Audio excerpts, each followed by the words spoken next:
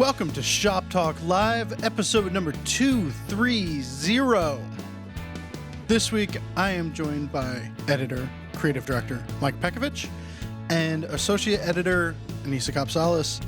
We've got a bunch of really good questions from the listeners for you guys today, and we have a really interesting conversation about what we feel helped us take that leap from beginner woodworker to intermediate woodworker. Interesting answers from Anissa and Mike. I want to let everyone know about a new series that we're starting to publish. It's going to be trickling out a little bit slower than we're used to on finewoodworking.com because of COVID. We are doing a series with Tom McLaughlin, making a shaker dresser from design to finish.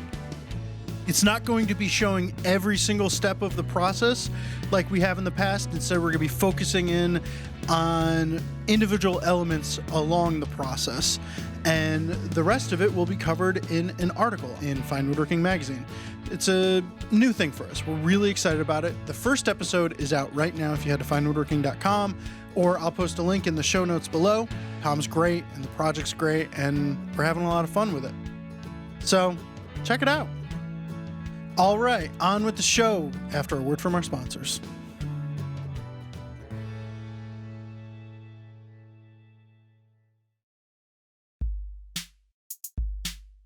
Whether you're working in the shop or on the job site, it's not a debate that dust extraction is incredibly important.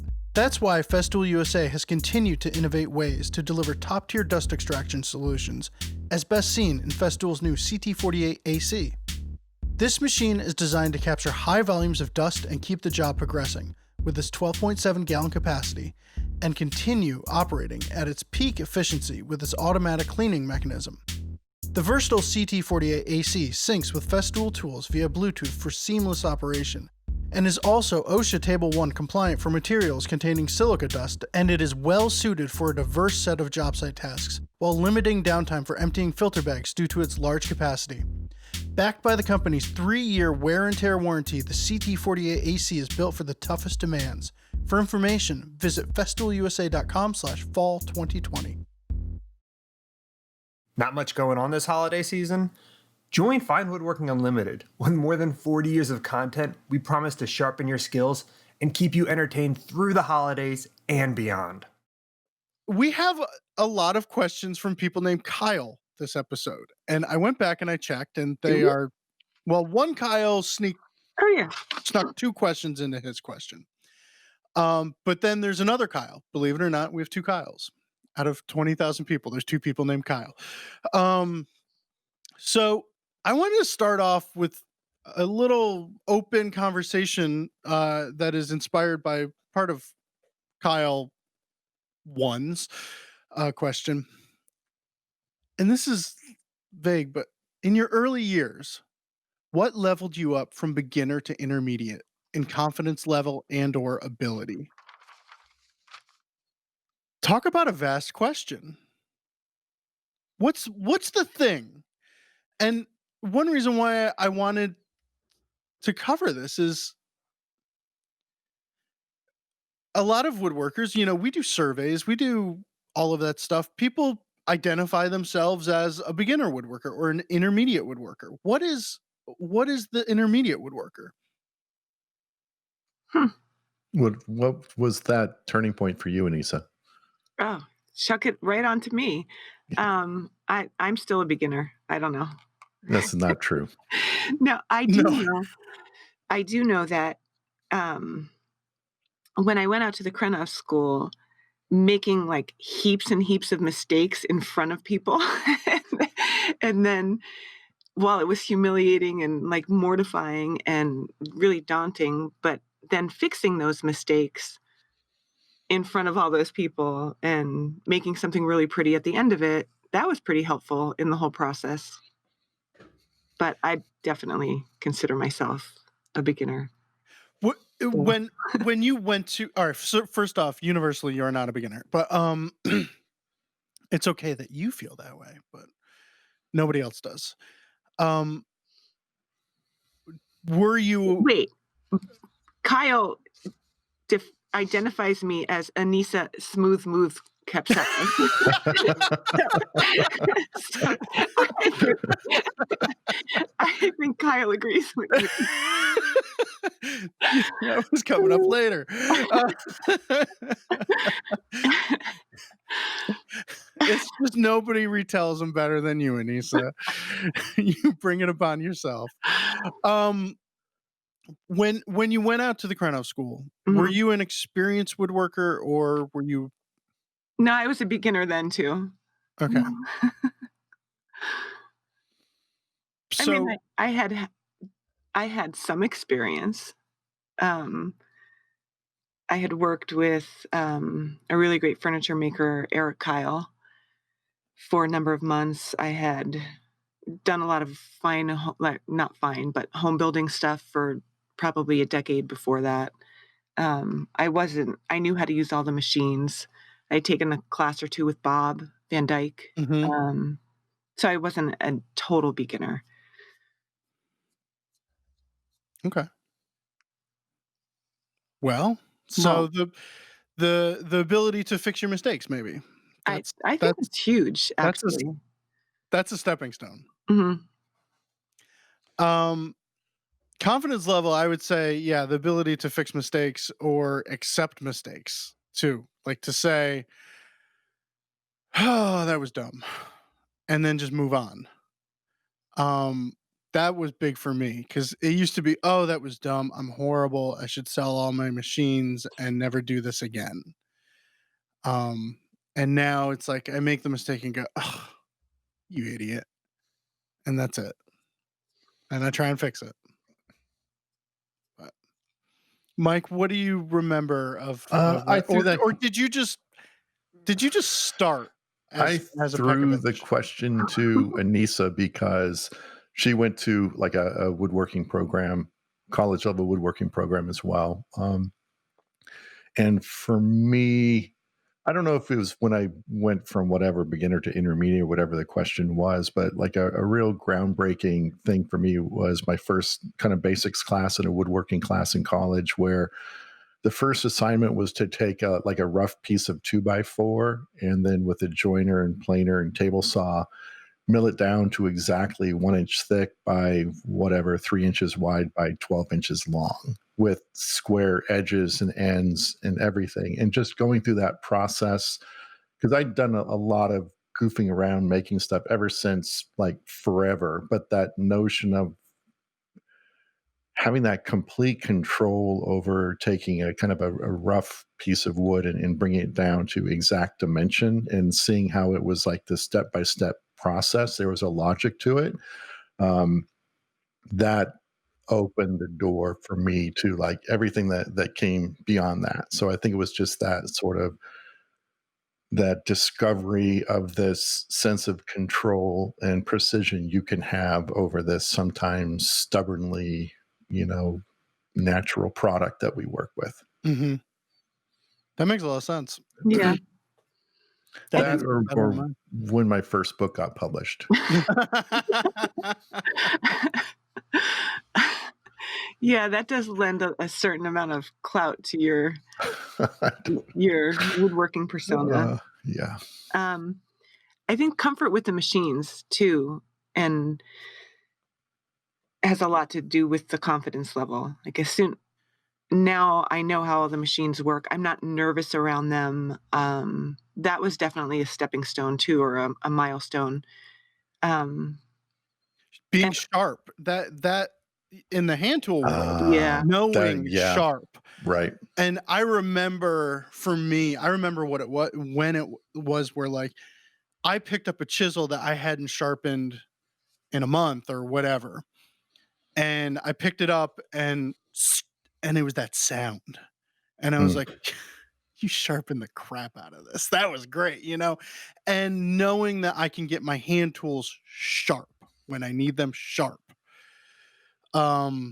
That brought confidence level up. That's really good. So, like, when was you remember the first time that you actually used a really sharp hand plane? Yes. when you handed me one. I didn't know that. That's not why I asked you It that. was like,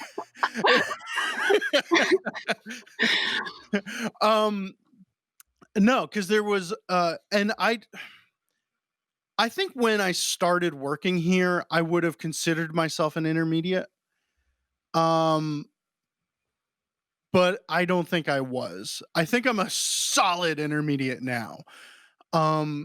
And experts are the people that I point cameras at. But the second or third day on the job, we went down to the shop, and we were at lunch or something. You said, how confident are you in sharpening? I was like, meh. And you're like, all right, come on. And we went down and took the number 4 at the shop and ground it, sharpened it, and then you handed me like an extra set of stones, I think, that you had lying around. But you set it up. We got it sharp. You set the plane up, and I took one swipe with it, and it was a light bulb moment where it was, oh, this is the goal now. But it took me a while until I could get there myself. Right. But I didn't have that high water mark. Yeah, you knew what to shoot for. I think that's probably the hardest thing to achieve if you're just trying to do this on your own. Yeah. So you go through all the steps, and then you still not sure if that's exactly what that recipe should taste like. Yeah. You've been to a restaurant where it tastes correct. It's hard to know what to shoot for. Yeah. That was my College of the Redwoods connection. When I first came to the magazine, one of my first travel photo shoots is I went out with, at that time, our director of photography to College of the Redwoods to photograph James Krenov for the cover. And the article was David Welter making a wooden hand plane. And then there's a little side piece on James Krenov waxing poetic about the hand plane being the violin of woodworking tools or something like that. But it was working with David Welter who handed me the hand plane, from the photo shoot, and I took a shaving, and it was just like, of course, it didn't occur to me that the magic of the hand plane was that it was just sharp. I just assumed it was like, oh, a Krenov style wooden hand plane is like the greatest tool in the world. And it sort of took a little while after that before I equated the fact that it was just really sharp. I mean, it was still a nice plane, but that got me started on that. So okay, so we have ability to fix mistakes or identify and fix mistakes, and then Anissa's comfort with the tools, be they machine or hand tools. Those are two huge things to me. Yeah. That like once you're there. And then getting sharp, because that's the gateway skill for hand tool work. But that's comfort with hand tools, wouldn't it be? Well, it's using hand tools effectively, period, I think. Like that's the most critical skill. I mean, that for me opened up an entire world of hand tools. I mean, I could get a chisel sharp enough to chop dovetails, and I sharpened my block plane. I mean, this was like for years since college before I came to find woodworking, where I was, power tools. So I knew how to cut dovetails, and I did a lot of sanding. I used a scraper that was never really sharp, and I used a block plane that I sharpened once every 6 months or something. And that was just normal. You could still do really good work, but getting sharp all of a sudden opened up a completely different world. So I think that was a different stage as well. Anissa, you have anything else? Mike, you mentioned you kind of just stepped into like the kitchen metaphor for a second, and that's kind of I was thinking something similar. To me, a really good cook is somebody who can walk into a kitchen without a recipe, look at what's there, and create something that's pretty magical and tasty, and it looks effortless. And take that skill set into the woodworking shop, and that's a little bit like you can walk into the wood shop, and an idea can pop in your head, and you can use the machines that are there, and you can use the wood that you have, and you can create this like magical thing. And it's not super stressful. It's fun. It's enjoyable. It's, that I feel like that's where I am not in the kitchen, but in the wood shop. Like if an idea pops into my head, I can just go in there and make it happen. I'm not stressing out about how I'm going to make it happen. I know that there's a way I can make it happen, and then I just make it happen. So that, Or for me, that same thing is saying, okay, I need to make a mortise, and not having one way to yeah, make a mortise. Which is, oh, do I want to take it to the drill press? Oh, there's something, the drill press has got stuff piled on it. Let me just pull out a router bushing, and, like having more than one method for each Yeah, thing you need to do, right. so that you can, if something's off on a machine or whatever, if you don't want to sharpen that chisel, you go somewhere else. Yeah. And that's, I guess that comes back to confidence as well. So Yeah, it's like if you're first starting out and you don't really know the quote unquote correct way to do something or build something, the sky's the limit in terms of like the construction solutions you come up with. Like, it's like, wow, how did you even think of that? It's just because, but then it's sort of the next step is like, well, if you learn sort of like the correct way to make a table with 4 aprons and 4 legs, then once you know the correct way, you can get inadvertently locked into a really, really narrow path of woodworking. Like you said, Ben, if you know one way to cut a mortise or one way to make a table, then all of a sudden your design options get super narrow until you build more and try new things and try different variations. And then all of a sudden your palette expands again, but this time with more control over what you're doing as opposed to just firing scattershot, not knowing what you're doing, to getting proficient in a really narrow way, then to broadening your proficiency to where it becomes creative and intuitive again. So it's kind of this full circle. So yikes! That yeah. pretty much nailed it, right? Yeah. Right on. Well, okay, so I'm going to read the rest of Kyle's question, because sometimes people make it easy and write the promo copy for us. So that pretty much covered Kyle number 1. But good morning, Ben the Uke Strano, the boss. And he's got work dad on his thing, which is what we call him. And Anissa Smooth Move Copsalis. Otherwise known as Idaho Spud. Thank you, Rex Hansen. Regarding the question from the gentleman stuck in a hotel for 6 months, I'm surprised there wasn't one obvious answer given. Right? As soon as I read this, I was just like, oh, he's right. Yeah, I know, but we can't say that. Yeah. It's better when other people say it. Yeah. If I had 6 months stuck in a hotel room, I would probably delve into the Fine Woodworking Unlimited membership and soak in every single video and article that I could dream of. I almost broke into an ed. You want to know what's really? My kid has like some book membership, and they can read you the books, and one of the narrators, or one of the book readers, sounds exactly like Ed Pernick. And I'll be like in the other room and be like, is he listening to old shop talk? Even my kid likes the Ed years. Back to Kyle. It's quiet, it hones the craft, and I could hear other people's voices if it got too quiet. So then he went on to, for discussion from the group, I always appreciate the smooth move segment. What leveled you up for intermediate to confidence, or intermediate in confidence level or ability? So we covered Kyle's question. I got a little confused there and copying pasting. I apologize about that. So yeah, I'd say we thoroughly went over that. Now from Kyle number 2. I like this one a lot. Me too. I'm super excited about this. We actually have a really good set of questions today. I was excited about this podcast. From Kyle number 2. I've been wanting to experiment with bending wood for a while now. I've noticed that there seems to be 2 main approaches to doing this: steam bending and hot pipe bending. I can't seem to find information that compares the 2 methods, though. Are there scenarios where one method is better suited? Any pros and cons to one way over the other? I'd love to hear your thoughts on this before I go off buying and building things. You've done both, Ben, right? Yeah. So you tell me.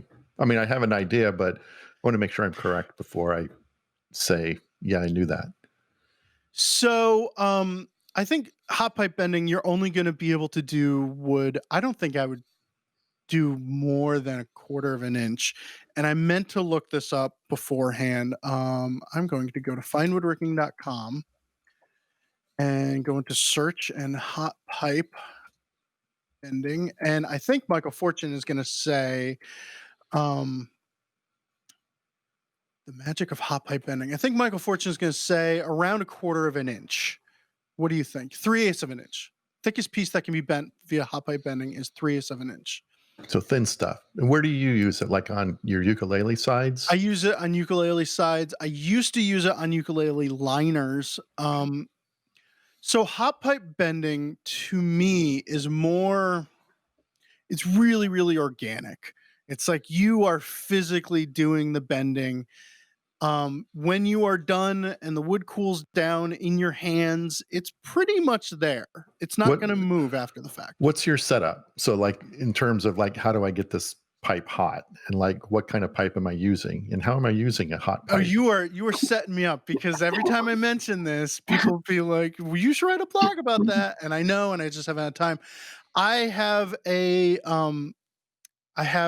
incandescent tube light bulb, I think 100 watt or 150 watt incandescent tube bulb that you get from 1000bulbs.com.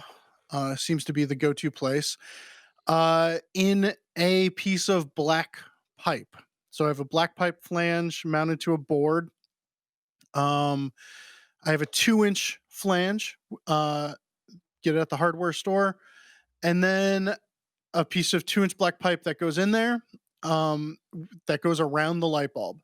If I'm doing a really tight bend, I use a reducer bushing, and I can get a 1.5 inch piece over that bulb as well.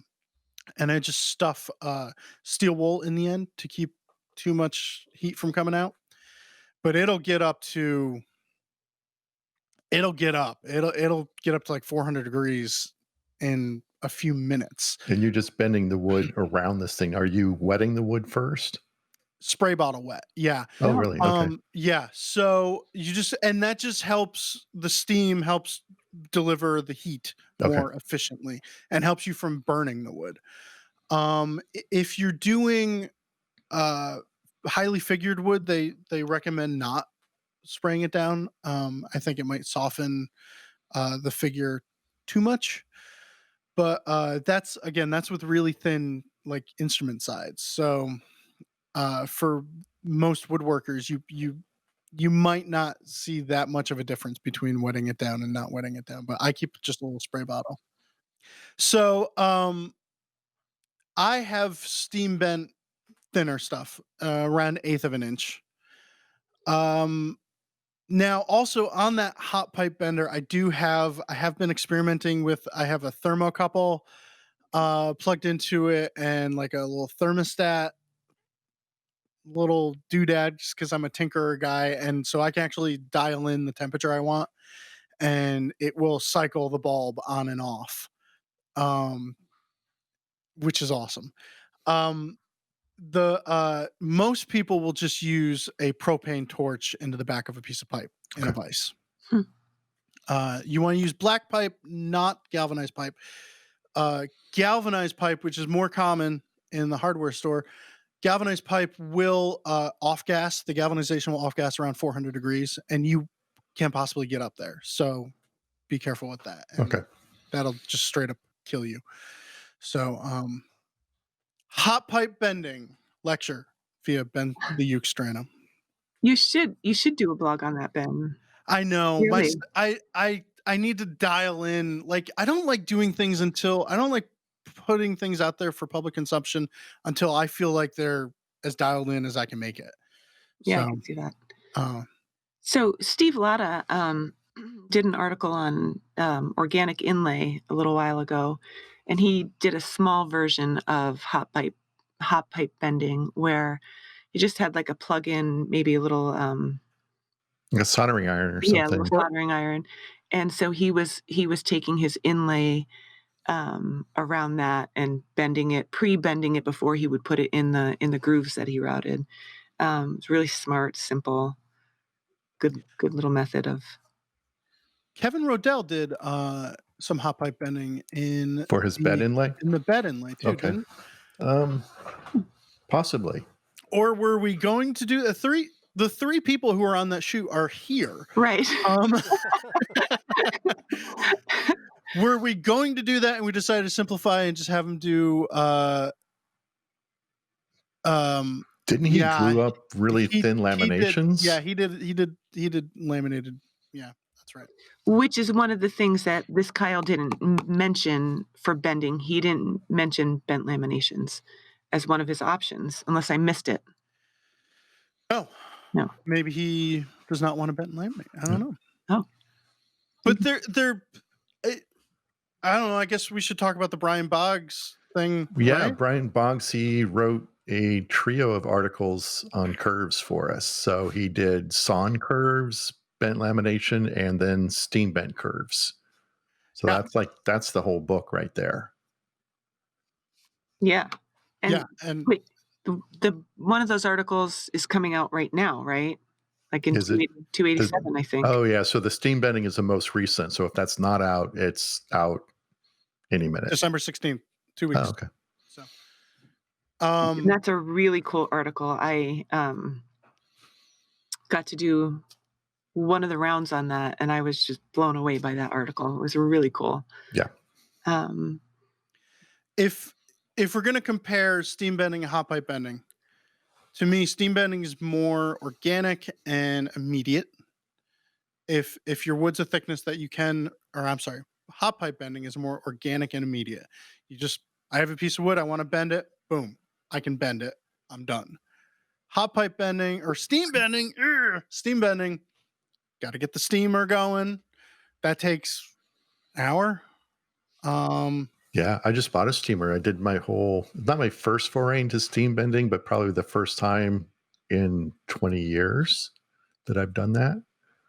So I got my little steamer. Like you buy this special steamer through a woodworking catalog, and then you realize it's just a wallpaper steamer. Mm-hmm. So when the first one sort of blew up and I had to send it back, I just went to Home Depot and got a wallpaper steamer. Sure enough, exactly the same thing. So,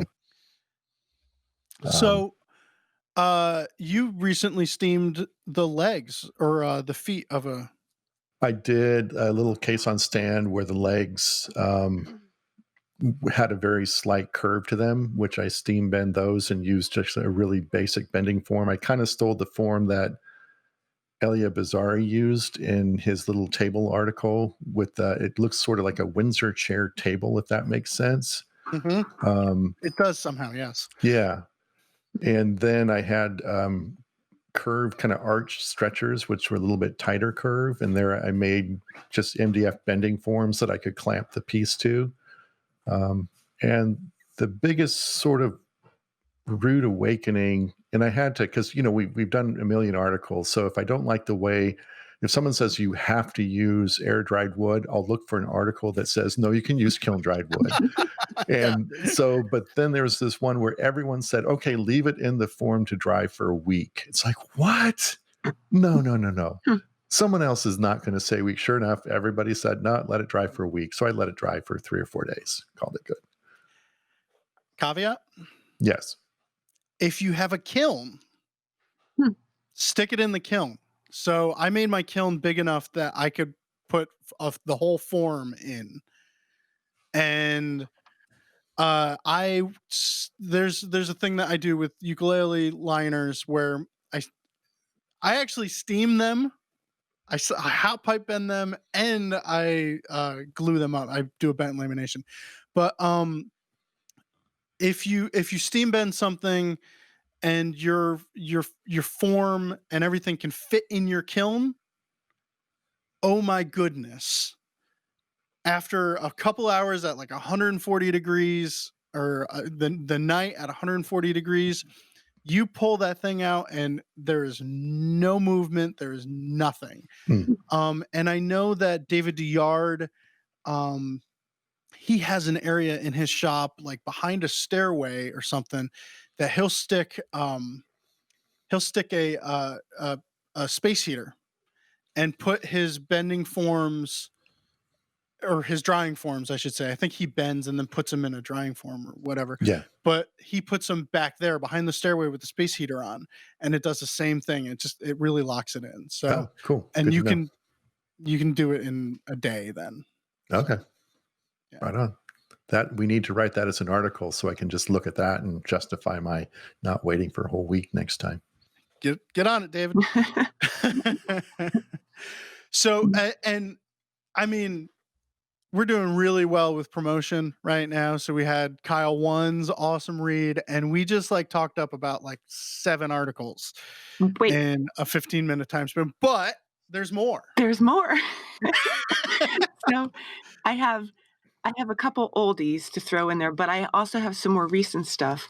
So I spent about an hour last night looking for this book at my house, and I had it here at my desk. If we're talking about I have 2 books. Bending Wood. So the Tay Frid series on book number 2. Yeah. Mhm. Holy cow, shaping, veneering, finishing. But the whole first chapter is on bending wood, steam bending, laminations. Doesn't really do the hot pipe bending. He mentions kerf bending, but kind of discounts it quickly. But he talks about how to clamp, how to make your clamps, what kind of wood to use. And it's so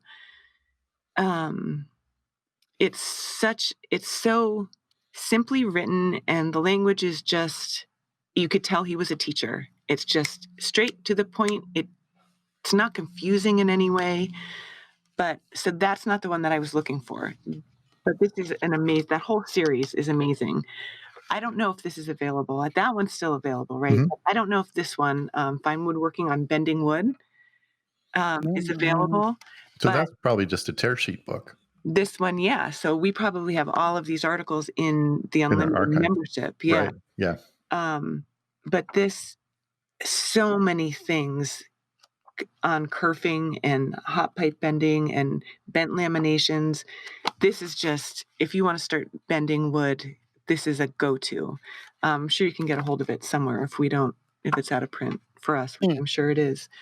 But then, 2 kind of more recent articles are Haida Martin's table, that indigo dyed table.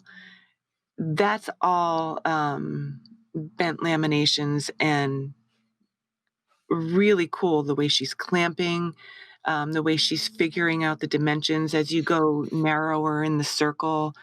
But then also Yuri Kobayashi did a designer's notebook. Oh, and yeah. She's like the master of bending. And when I went to photograph that, I just assumed that it was at the Center for Furniture Craftsmanship, and she was in the Fellows building and she had a bench there. And I just assumed when it got to the bending part, we were going to go in the main shop somewhere. And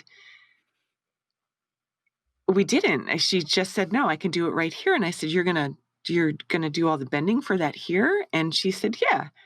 And I was looking for this massive steam box, and she had this little Erlex steam box thing. I'll send you some photos, Ben, or some links or something. And then she just had poly tubing right there. It was so fast and so simple to get this thing set up. And she just shoved the strips of wood in there and did it right at her bench. And like within minutes, it was amazingly simple and very cool. Yeah. And I was just looking at all the outs from that article, and there are some really cool shots that I can forward you. Right on. We'll have to post those on Instagram too. Yeah, Yuri's work. Oh my goodness. Yeah. And this might come back a little bit to the first question, Kyle One's question. For me, part of like that whole progression as a woodworker was when I stopped thinking rectilinearly. You know what I'm saying? And started thinking, oh, this needs to be bent or this needs to be curved. so when you become comfortable with shaping wood outside of straight lines off of a table saw. Who said a straight board is a wasted opportunity? Was that Hank Gilpin? No, it was oh god, another RISD guy, Jerry Oscar. Jerry, okay. Oh, Hank said like every curve is going to cost you in terms of commission work. That's pretty good. That guy. All right. So, tell you what, let's take a break, and when we come back, we'll cover. I've got a smooth move. I do too. Ooh. Yeah. All right. Here's a fan favorite, Gary Rogowski from the Northwest Woodworking Studio, here to tell you about their new online mastery program. Thanks, Ben. The Online Mastery Program is a new distance learning version of our mastery classes that have run now for 20 years. We train folks in both design and furniture making techniques using a full kit of tools from hand to power tools. Our goal is to teach people how to make great furniture. Over our 2 years together, people will design and build 11 pieces. Students work from their own shops, meeting online with me for 3 trimesters each year with weekly lectures, videos, and discussions. Our first online group started in the fall, and it's been great. I want to point out that this program is not just for seasoned woodworkers, though. We take on all levels but true beginners, anyone with a desire to deepen their understanding of the craft and who commit to building a lot of great work. The requirement is that you work from your own shop with your tools and a good internet connection and camera, so you can join our class each week on Zoom. Invest in yourself. Invest in your education. If you love this podcast, you'll love Fine Woodworking Unlimited. Access more than 40 years of articles, how-to videos, and project plans designed to take your craft to the next level. Check it out. All right, so moving on to segments. We've got 2 smooth moves and a... I don't know what this would fall under. Oh, man. What? You need to go last, I think. Okay. Well, if you no. can't even identify what... No, it's not that exciting. Okay. Maybe I should go first. Let me go Sure. first. So, one of the things that I've been doing over the last couple of months is really plugging away at getting my shop organized and clean, and so the footprint of my shop is 20 by 24, and I couldn't go out beyond that. So when we were building, I bumped up a second floor. It seemed cost effective. And so this has nothing to do with the segment, but so my whole shop, the first floor, the second floor, it's all a huge mess for multiple reasons. And I'm really getting on top of it now. But so I have this Laguna bench that I got from Laguna was selling off at one point years and years ago, probably 15 years ago. And I got a good deal on it, so I took it despite the fact that it had a trough. I don't like the trough. I guess that's a whole nother conversation, trough or no trough. But I finally decided that based on something that I saw David Welter's bench, he made these beautiful little redwood boxes that go in his trough. And so I made something similar to that, and it's these segmented boxes that go, and they have a lid that sits flush with the top of the bench or just a little bit down. Cool. And then I put little handles, not handles, like recessed poles to pop up the the lids, sorry, on these boxes. I feel like so conspicuous in my cube so loudly, and there's nobody even in here. So that's not a technique, and it's not, I don't know what you would call it, but I highly recommend doing that if you don't like your trough, because it's awesome. You have more bench space. You can store little things that you want close by, but you don't want out and that you don't use that often. That's cool. And it's helped me keep the top of my bench clean, and I'm really excited about them. and I didn't mess up anything making them. I have a trough in one of my benches, and that I stole from the old shop, and I don't like my trough, Hate the trough. but it always has stuff in it. And every now and then I'll go, "Oh, that trough," and they'll go, "Well, where would you put all that stuff?" Or like Where I'll it just belongs. randomly shove stuff in the trough, Right. and then I have a hesitation and think, "I think you're hooked on the trough."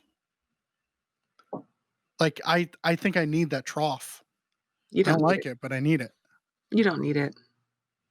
Okay. I think like the whole shop is this way, but especially a little tool well in a bench, it's sort of that squatter's rights where if there's like a little object, even if it doesn't belong there, if it's there long enough, that's where it lives and you can never move it. In my trough right now is, those standing cleaning sticks, what are they Oh, called? yeah. It's The like the bottom gum of a rubber boot. stick or Yeah. something. Yeah. There's always one in there Those because that's things just are where it is. who invented those things? Those things are so cool. They really are. Hmm. I love them. You want to go next, or you want me to go? What's your smooth move, man? My smooth move is so right there and there. There are two speakers that I built. We just finished up filming your video workshop, your hanging wall cabinet video workshop, Mike, and I built them using a lot of the methods in that series. And I finished one, and I took all the speaker parts out of like a cheap set of Radio Shack speakers I had lying around. And there's like a Bluetooth amplifier and everything that I bought from somewhere for $35, and so really high quality components. And I have a $1,500 set of speakers here, and I expected that to compete somehow. But I built one speaker and dry assembled the other and plugged it in and said, "This sounds like garbage. I don't want to finish this anymore." So they sat there for like right there in next to my other pile of garbage for a year or two. And recently my son has started listening to music that I kind of wish he was in his room listening to because I don't like it. So I thought, oh, he needs speakers. Oh, I have those speakers and he doesn't know the difference. And so I figure I'd finish them. So the other night I glued up the last speaker, and it's a little bit of a complicated glue up. There's through tenons on the bottom, dovetails on the top, very Pekovich. And so I glue it up. I didn't rehearse it at all because I just wanted to get it done. And I wound up moving a bunch of clamps in the process. I put these I clamped this up and then realized, oh, I need those clamps for this area. So I pull clamps off and move them around and everything. And at some point, I had this up high on the bench, standing on clamps that were too long. And I'm just tightening them down. And I hear a little pop. And I was like, whatever, something moved. Well, I pull it out of the clamps yesterday to clean up the dovetails and flush everything up.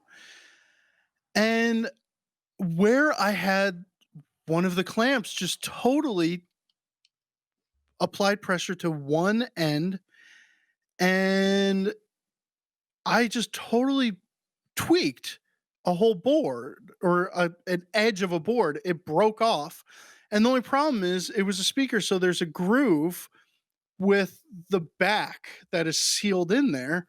And normally you would take that clamp off and the board would come back and you'd put filler on it or something and it'd be okay. This, though, is glued in place, broken. So the speakers sound like crap. Now they look like crap. But That's what we have. And my son will one day see that his father is not that great of a woodworker after all. But it's I'm not going sure. to be when he's 7. So Oh well, Lego dubstep sounds good coming through any speaker set, so I'm sure that's fine. my son's taste in music is all inspired by Red Bull soundtracks. Oh. Oh, what are those, like skate or BMX videos or something? Oh yeah, yeah. It's like mountain biking. Cool. Yeah. So, what do you got, Mike? Well, I apologize in advance for probably the next 4 months worth of techniques and smooth moves and greatest whatever all time, because if you've listened to like podcasts years back where it was really apparent when one of the podcast members kind of was working on the same project. So every single smooth move for like 6 months had to do around this same project. It's like, dude, you're still making that. Wow. Not mentioning any names on the air. I'll mention them later. Anyway. I can't pin it down, so. Oh, okay. Maybe it's too obscure. You'll go back. Anyway, this, I believe, is one of those things where I think this is my first whatever segment having to do with a new book that I'm writing. So while it may be novel now, 4 months from now, you're like, dude, really, are you not done with that yet? So anyway, my smooth move. Is it a woodworking novel? It's a novella. So I was photographing different ways to make a groove, like a panel groove in a door frame. And I had a little wing cutter at the router table. So it looks like a mini dado blade on its side. It has a pair of wings that stack up on a shaft, and you can put washers in between to change the width of that groove minutely. So I had that all set up, and I was routing a little stopped groove in a door frame style. And this is a bit I've had like forever. So it isn't like I went out and bought a brand new one. And it was dubious about how well it was going to cut anyway, but I was going to get a decent photo of it. So I kind of, I kind of put the board in, start the cut in the mortise itself so it doesn't cut. And then you start to push through to kind of cut this panel groove. And it's like kind of tough. It keeps wanting to come away from the fence, and I keep like jamming it in there, and it's kind of burning a little bit. And I'm just going to like force this thing through. So I got about maybe 3 inches into the cut. And I said, well, wait, this bit is completely burnt. So I took it out and I flipped it around to look, and inside, like to the bottom of the groove, half of the groove, there's one stripe, which is like wood, looks really nice. And then the other stripe is like pure black charred wood. It's like, well, one of these cutters something is wrong with it. So I looked at it, and yeah, one of the cutters was backwards. The proverbial. I was hoping he was going there. I was praying. God. And it just like, but I was just going to man up and just run this through. And it's just like, oh, okay, never mind. So what worked out really well is as I took the little bolt off, the nut off, and I flipped that cutter around, and it worked great. So if that ever happens, just turn it around. But so then I had to go back, and I had to, because there's a lot of steps, a lot of photos about, set the bit height, set the distance between the bit to the fence. And so I kind of had to reshoot everything, but at the same time, I just wanted to leave a shot in somewhere with one of the cutters obviously backwards, just as an Easter egg, because I knew it was going to bother someone 10 years from now looking through and looking at that. And yeah, it would bother you 10 years from now. No, I would. No, somebody would find it. Yeah, no, I would, I would like that. I mean, if it were a mistake, it would absolutely kill me. But if I did it on purpose, I would just waiting for that call. So anyway, yeah, get those cutters flipped around the right way, and they're going to work a lot better. When I was in college, one of the teachers in the recording department told me that just about any shot in Mix Magazine, which at the time was the magazine, there's always something plugged in the wrong spot on purpose. Oh, that's funny. So, or it'd be like, a guitar cable run into the bell of a saxophone. So it just makes you go, what? Why is that there? So there you go. You could do that. And I did that with my chainsaw the other day.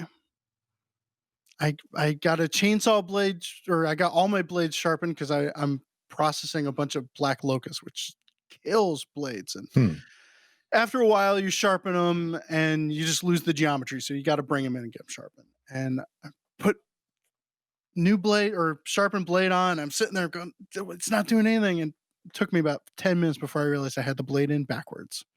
Wow. And, yeah. It was probably a really smooth cut. It probably just didn't do anything. It got like an inch into it. And yeah. Oh, I was so glad to hear you did that. Yes. First time, I think. Yeah, right. Although sometimes, when you put the dado blades in, you're putting the chippers in, and you'll look, it's like, oh, and you flip it around because they just look so much more aerodynamic when you put them in the wrong way. They're kind of like sweeping backwards instead of like the way it looks that way. That way. Yeah. It's more photogenic. Yeah. All right. So I think we've got time for one more. And this one is not from Kyle. This one is from Greg. I'll be setting up a new shop in the next few months after selling my current house and buying a new one with a better dedicated shop space. Woohoo! If each of you could change one thing about how you set up your shop when you got started, anything from layout to tool purchases, heating and cooling, what would it be and why? And I'm going to throw a caveat on there. We cannot make it bigger. Yeah. Fair? Well, mine is kind of it's not a make it bigger. So you can tell me if this counts, Ben, because I could come up with a couple other things. I would make a bump out for my dust collector so that it wasn't sitting in the shop space. Just something that I can keep it just outside the floor space and then have the ductwork coming in. Wow. What? And that's, I don't think we're going to beat that. Would you have an exterior door? Yeah. I would make it so that it's really easily accessible and quick and easy to get to the container to change it. But it's not a big deal. It's kind of like a bay window. You're just kind of bumping that one section out and plopping your dust collector in there. It just takes up so much space and it would be so much quieter. And it wouldn't have been a big deal to have figured that in. I keep dreaming of, because I don't have much floor space. And if I ever did get a real dust collector, I think I would have to have it in my garage section. But I keep thinking for heating and cooling purposes, not exhausting the climate controlled air just out into the world and losing that. Having the dust collector in my garage, but routing the filter back into, so having the filter vent into my shop. Right. Does that make sense? Yeah. So you're not taking hot air and blowing it outside. Yeah. You're bringing it back in. Yeah. Yeah. That's good. But that bump out, because at the old shop, it was so nice when you changed the dust bag, and it was always a problem because nobody ever changed it. Emptied them. But when you eventually did, and you had like 3 bags, but like all of that extraneous dust did not go back into the shop. That would be the biggest thing about a bump out for me with an external door. I like that idea. That's cool. I think I would, and I thought I did this, but I would put way more outlets in than you think you need. And not just more outlets in than you think you need. Hit absurd levels. Like just stupid amount of outlets, because I mean, I've got them all over the place. I have 2 circuits running along one wall. I have 2 circuits running along another wall and multiple boxes on each, and it's not enough. Yeah, that's probably a good one. I have kind of the same thing, except for me, it's when I originally wired my garage, I had just one 220 drop down from the ceiling, one sort of cord that I could plug into my different machines. When I redid my shop, I put a second 220 outlet on the wall near my bandsaw. And then I still had this single drop from the ceiling that fed my joiner, planer, and table saw. So whenever I need to use one, I've got to go over and unplug one and then plug it into the other. And at first, coming from the fine woodworking shop where everything's always plugged in, why would it not be, into getting into my new shop? And then it's like, oh, I have to go. This is like the most cumbersome thing I've ever done, is having to plug and unplug. That was just part of that ritual, and it's okay. And I'm really proud of myself when I like anticipate having to use a machine, or you run over to the joiner for a quick thing and then back to the table saw and you realize the joiner is still plugged in, sort of a thing. So it would be nice to not have to do that, but I can't necessarily begrudge that or anything in my shop. So rather than say what I would do different, I would just focus on the few things I actually did right that I think makes it a really livable, workable space in spite of every other shortcoming. And that is well insulated, so it's climate controlled 12 months out of the year. If you can get any way to get higher ceilings in the shop, that made a huge difference. I went when going from 7.5 feet to the bottom of the ceiling joist to 9 feet plus was huge. Tons of light, so high ceiling, well insulated to heat it or cool it economically, and plenty of light. That's like, I think if you have that, you're in good shape. And then throw in Ben's plenty of plugs. I think you have a good shop. I was hoping you were going to say tall ceilings, because you really stressed that with me, because I think if I had done to the bottom of the what are those called, Jeff? Collar ties. Collar ties. Thank you, Jeff.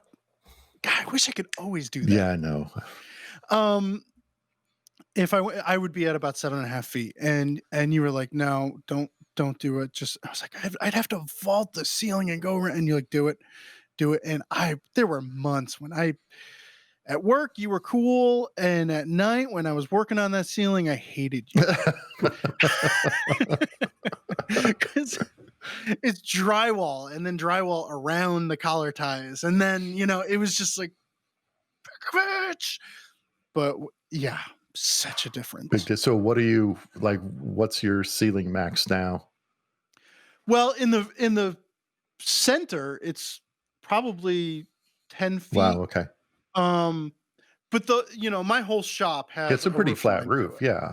So I've got the my lights right in the center, and then I don't know what the angles are, but I wound up having to vault the ceiling, and it was definitely worth it. Just the presence of the space is much larger. Yep, definitely. And I do have a spot where I can lean long boards. I have to put them in the middle of the shop and lean a long board, a 10 or probably a 10-footer until I break it down. Right. But yeah, I'm glad you talked me into that. Cool. And I wish that Anissa had talked me into putting a bump out in for a dust collector. I wish Anissa had talked me into building a shop in my backyard. I wish Anissa talked me into putting a second story on my shop too. So, and Anissa's frozen and just disappeared. She just disappeared. All right. So I think on that note, she's out of here.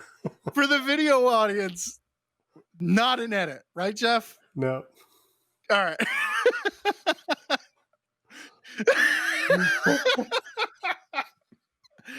On that note, with the disappearing, reappearing Anissa, I am going to read a couple of iTunes reviews.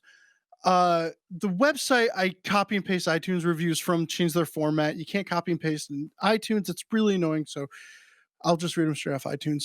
From Gameplayer 1988, I love listening to the show and always learn something. Appreciate the relaxed atmosphere and the laughs. Fun show to listen to. Keep up the good work. And then from Tim Given, love the show. Receive good information in a relaxed format. Thank you for those 5-star reviews.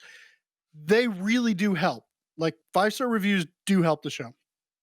Now we have a 5-star review with a 1 star from Wally the Beer Man. I know you meant to give us a 5-star review. It's always a good day when the notice that a new Shop Talk Live show has arrived. Informative, fun, and hosted by some truly good people. 1 star. You'll learn a bunch and have a good time doing it. 1 star. That's okay, Wally the Beer Man. If you can go back, you might want to tweak that. I don't know. But all right. So anybody have any random recommendations?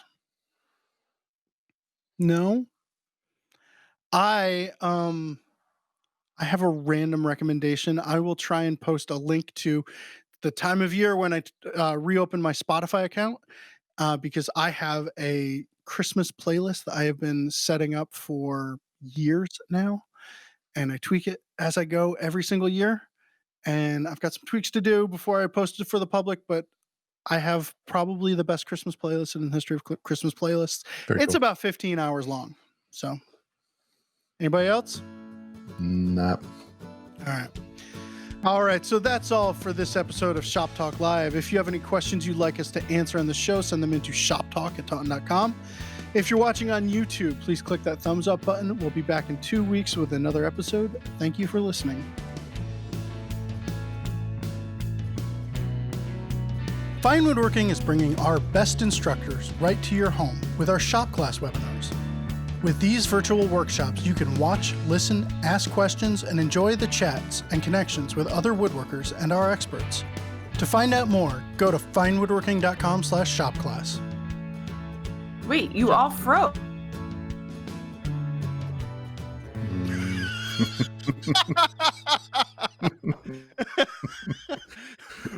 Wait, you all